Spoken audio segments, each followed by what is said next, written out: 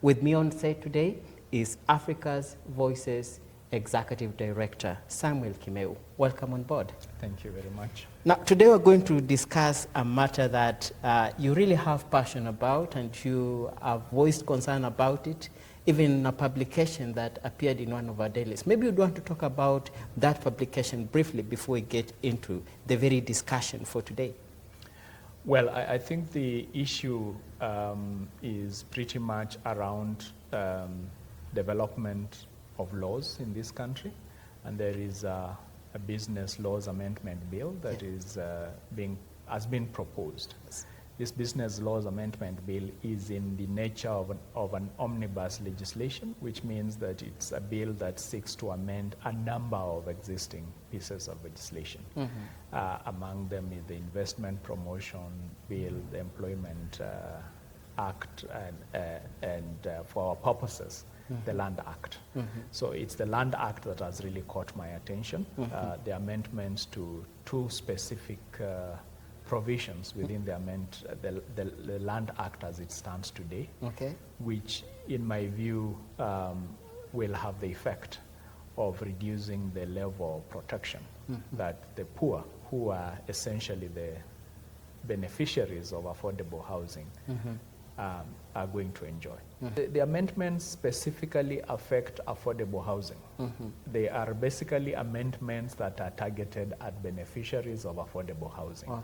And so what the amendments are seeking to do is to reduce the period within which a financial facility, what we call in law a mortgagor, basically the person who lends money to you to buy a home, has to comply with certain provisions of the law in order for them to realize security, which means to sell your property if you are unable to pay.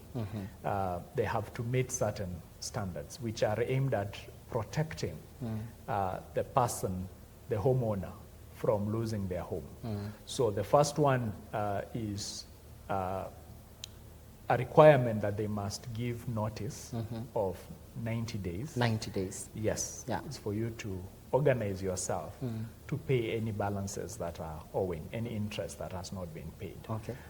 So it is this 90 days, which is 3 months, that the amendment bill is seeking to change, but only with respect to affordable houses. From 90 days to 45 days. So basically and why specifically are they going for affordable houses? Well, I wouldn't say that it's a ploy. What I would say is that it is ill-advised, if not in bad faith. Because what it does is create a legal apartheid where the poor have less protection under the law, while those who can afford have their full protection of 90 days. Because there are two provisions being amended. One is the notice period for people to make good their obligations.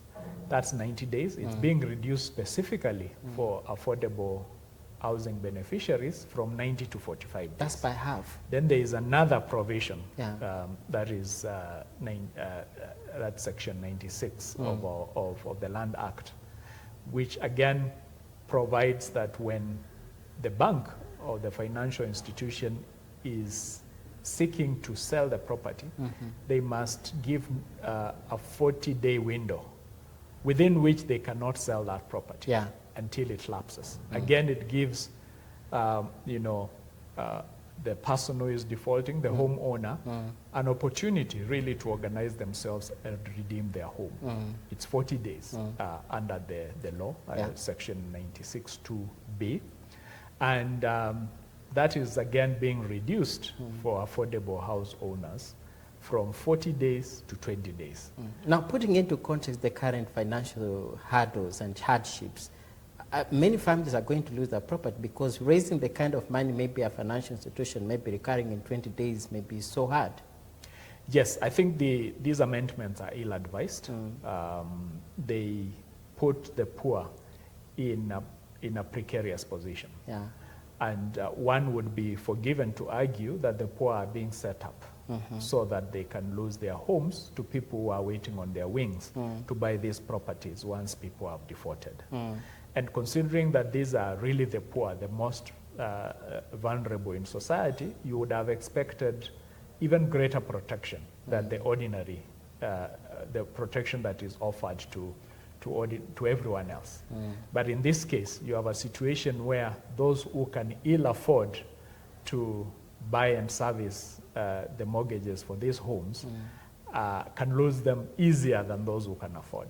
Our constitution, as we all know, has provision that Kenyans must be involved through public participation before such great amendments are actually made, even in laws on issues that concern them. Do you think this is being done? If not, what should be done? Well, I think it's being done, if only by way of ticking boxes, but it's being done. And I think with respect to the current amendments, the bill went through the first reading and is now at the committee stage.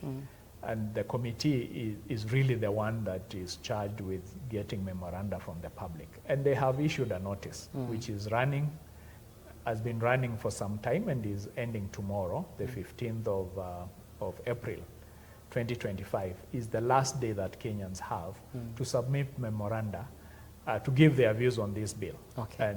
And in my view, to oppose this bill, because I think it's the only reasonable thing to do, to oppose it.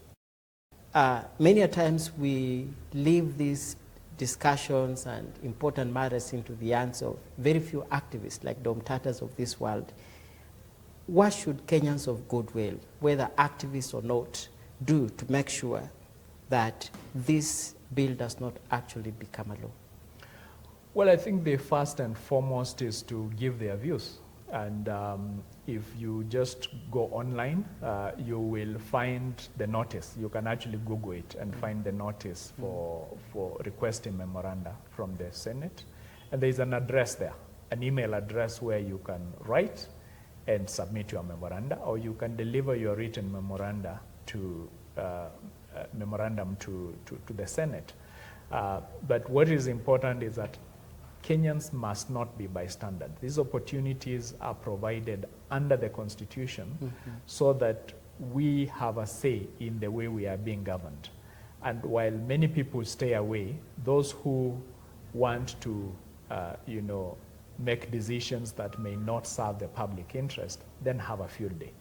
And if people don't come out and say no to these bills, then they will pass. And when they pass, everybody is going to be affected. That's very true. And I think Kenyans need to understand there is no business for activists or anyone else for that matter. Kenya is our country. Everyone has a stake and a role to play.